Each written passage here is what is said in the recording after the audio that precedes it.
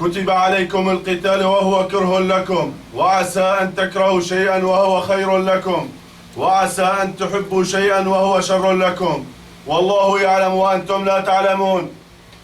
صدق الله العظيم. انطلاقا مما عاهدنا الله عليه والوطن من حماية الديار والأنفس والأعراض من بطش النظام وظلمه، فإننا نعلن عن تشكيل سرية صوت الحق التابعة للجيش السوري الحر بقيادة العقيد رياض الأسعد، والله ولي التوفيق. تكبير! الله أكبر! تكبير! الله أكبر! تكبير! الله أكبر!